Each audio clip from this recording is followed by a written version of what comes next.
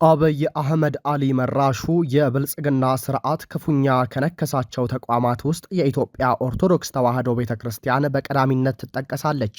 ባለፉት ዓመታት በቤተክርስቲያኗ ላይ የደረሱ ግፎች ሁሉ ከዚህ መንግስታዊ ጥላቻ የሚቀዱ ናቸው።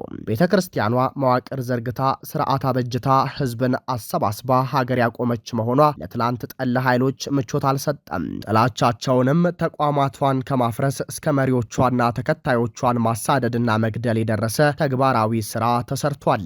በአገዛዙ ሊቅነታቸው ተጣልቶ ከተሳደዱ በኢትዮጵያ ኦርቶዶክስ ተዋሕዶ ቤተክርስቲያን ሊቆች መካከል የናዳ ማርያው አበመኔት ባለ አራት አይናው አባት ሊቁ መነኩሴ ቆሞስ አባ ይባቤ በላይ ይጠቀሳሉ። እኒህ አባት ከዚህ ዓለም ድጋም ማረፋቸው ተሰምቷል። በዛሬው ትንታኔያችን የእሳቸውን ሐቅና የብልጽግናውን ኃይል የውሸት ትንቅንቅ እንመለከታለን።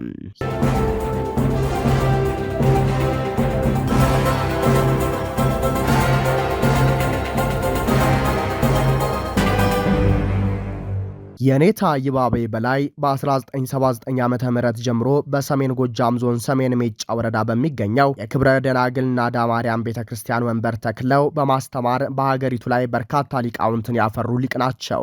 ዛሬ በየቤተክርስቲያኒቱ ወንበር ተክለው አውደ ምሕረትም ይዘው የሚያስተምሩ ሊቃውንት የእሳቸውን የአብነት ተቋም ረግጠዋል። ታላቁ አባት የሀገር ዋርካ የህዝባቸውም አለኝታ ናቸው። የኔታ ይባቤ በላይ ባለ አራት አይና ሊቅ ናቸው። የመጽሐፍትን ትርጓሜ የአቡሻረን ጥልቀት የፍትሐ ነገሥትን ዝርዝር የቅኔን ምስጢር እስከ ጥግ ተደርተው የሚያስተምሩ እንደነበሩ ይነገራል። ገዳሙን ሃይማኖታዊ ስርዓቱን ጠብቆ በብዙዎች የፈውስና የማረፊያ ቦታ እንዲሆን አድርገዋል። ታሪካዊ ይዘቱን ጠብቀውም የገዳሙን ሃይማኖታዊ ይዞታ አሳድገዋል። ኢንጂነሩ መነኩሴ በኢትዮጵያ ታሪክ ለመጀመሪያ ጊዜ ግሸንን የመሰለ ቤተክርስቲያን ቀርጸው በማሰራት መንፈሳዊና ታሪካዊ አሻራቸውን አሳርፈዋል። የኔታ ይባቤ በላይ የናዳ ገዳም ከምስረታው እስከሳቸው የአበመኔት ዘመን ያለፈበትን ሂደት ጠንቅቀው የሚያውቁና የሚጠብቁ ናቸው። ከእሳቸው ረፍት በኋላም የታሪክ መዛባት እንዳይኖር የሚያስችሉ መጽሐፍትን ጽፈው አበርክተዋል። ሌሎች ሃይማኖታዊ መጽሐፍትንም በማበርከት አባትነታቸውንና ዕውቀታቸውን አስመስክረዋል። የኔታ ይባቤ በተለያዩ ጊዜያት በሰጧቸው ቃለ መጠይቆች የክብረ ደናግል ናዳ ማርያም ታሪክ ተናግረዋል። ናዳ ማርያም ቤተክርስቲያን በአጼ ፋሲል ዘመነ መንግስት እንደተመሰረተ ተናግረዋል። ታቦቱም አባ ሚካኤልና አባ ገብርኤል በተባሉ ጳጳሳት ተባርኮ እንደመጣ ቀብርሃናት ቆሞስ ይባቤ በላይ አስረድተዋልም ጽፈዋልም። በ18ኛው መቶ ክፍለ ዘመን የአካባቢው ህዝበ ክርስቲያን በችግር ምክንያት ከቦታው ተሰዶ ስለነበር አባናዳ የሚባሉ መነኩሴ ብቻቸውን ቀርተው ቤተክርስቲያኗን ያገለገሉ እንደነበርና የቤተክርስቲያኑ ክዳን ፈርሶ ማፍሰስ በመጀመሩ ጣሪያው ላይ ወጥተው ሲከድኑም ከቆሙበት ተንሸራተው መሬት ወድቀው ምንም ሳይሆኑ በመቅረታቸው የቀበሌው ስም ናዳ ተብሎ ቀረ ብለው አስፍረዋል። ከዚያም ከብዙ ጊዜ በኋላ አባ ለማየው የሚባሉ የበቁ ባህታዊም ወንበር ዘርግተው ያስተምሩ ነበር። በገዳሙ የቅዱስ ላሊበላ ታቦት የገባው በ1987 ዓመተ ምህረት ሲሆን ታቦቱ የመጣው በአቡነ መቃሪዎስ የጵጵስና ዘመን ነው። በኋላም በአቡነ በርናባስ ፈቃድ የአቡነ ሳሙኤልና የቅድስት አርሴማ ታቦት እንደገቡ የኔታ ይባቤ በላይ በቃለ መጠየቆቻቸውና በመጽሐፍት አስረድተዋል። ባለ አራት አይናው ሊቅ ከ1974 ጀምሮ እስከ 1979 ጥቅምት ወር ድረስ በታላቁ ገዳም ዲማ ጊዮርጊስ በምክትል መምህርነት ቆይተዋል። በ1979 ዓመተ ምህረት ጥቅምት 20 ቀን ከዲማ ጊዮርጊስ ተነስተው ተወልደው ወዳደጉበት አካባቢ በመሄድ ሕይወታቸው እስካለፈበት ድረስ በገዳሙ ቆይተዋል። ገዳሙ ከኢኮኖሚያዊ ጥገኝነት ተላቆ ከሃይማኖታዊ አገልግሎት ባሻገር ሰርተው አርአያ የሚሆኑ አባቶችንና እናቶችን በማፍራትም ይታወቃል።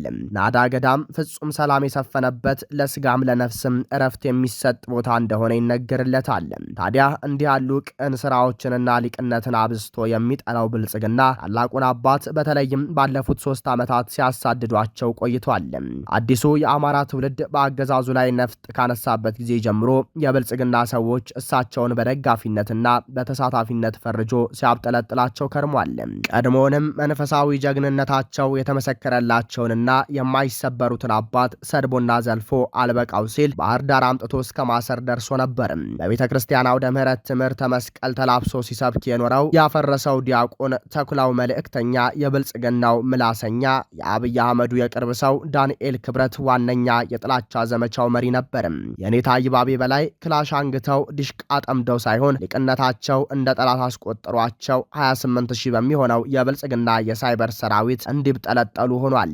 አብይ አህመድን በቀጥታ እርምጃ እንዲወሰድባቸው ከሚፈልጓቸው የኢትዮጵያ ኦርቶዶክስ ተዋሕዶ ቤተክርስቲያን ሊቃውንት ውስጥ ቀዳሚው የኔታ ይባቤ በላይ ናቸው። የዘመነ ካሴ የንስሐ አባት የዝናቡ ልንገረው ጠባቂ ተደርገው እንዲፈረጁ በማድረግ ተቋማዊ ጥላቻውን ለመወጣት ሞክሯል።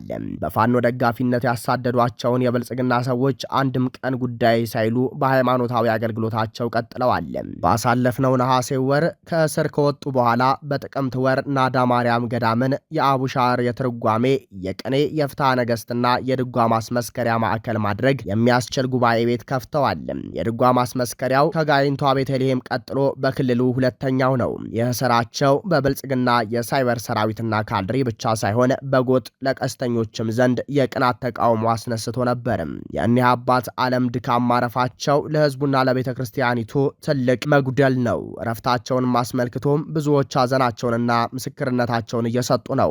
የባህር ዳርና የሰሜን ጎጃም ሀገረ ስብከት ሊቀ ጳጳስና የቅዱስ ሲኖዶስ አባል ብፁዕ አቡነ አብርሃም ይህ ዘመነ ቤተ ክርስቲያን ለሀገር ምልክት የሚሆኑ ታላላቅ ሊቃውንት ልጆቿን እያጣች ያለችበት ጊዜ ነው። በዛሬው ዕለትም ቤተ ክርስቲያናችን በስስት ከምትመለከታቸው ሊቃውንት ልጆቿ አንዱ የሆኑት አራት አይና የኔታ ይባቤ በላይ ወይም አርአያ ሥላሴ በሞት ተለይተውናል ብለዋል። ፖለቲከኛውና የሕዝብ ተወካዮች ምክር ቤት አባሉ ዶክተር ደሳለኝ ጫኔ ታላቁ አባት ሊቅ የልማትና የራስ በቅንነት ተምሳሌት እንደነበሩ ገልጸዋል።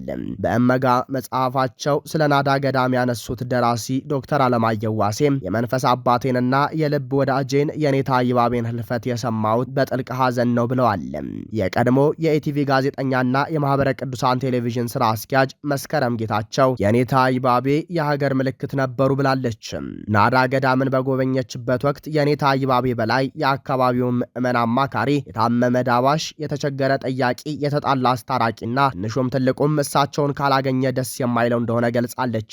በጣም ትሁት፣ ጎበዝ፣ ታሪክ አስታዋሽ፣ እንዴት ያለ የመተረክ ተሰጥኦ ያላቸውና ሃይማኖታቸው ያላቸውን ቀናይ መሆናቸውንም እንዳየች መስክራለች። ሰው ማፍራት ጸጋቸው ነው እስኪባል ለ38 ዓመታት ተተኪ አፍርተዋል።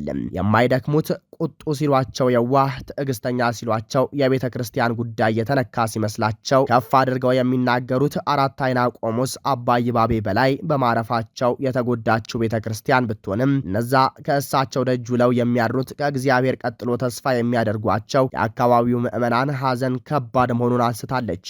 ብዙዎችም ሐዘናቸውን እየገለጹ ነው። ከፓትርያርኩ ብፁዕ ቅዱስ አቡነ ማትያስ ጀምሮ የእምነቱን አባቶች በመዝለፍ የሚታወቀው ዳንኤል ክብረት ከዚህ በኋላ በጎጃም የተሸነፍነው የኔታ ይባቤ ስላሉ ነው ከሚለው ለቅሶ ይወጣ ይሆን የሚለው የሚጠበቅ ነው። ውድ የበለስ ሚዲያ ቤተሰቦቻችን ለዛሬ አበቃን። ሰናይ ጊዜ ተመኘንም።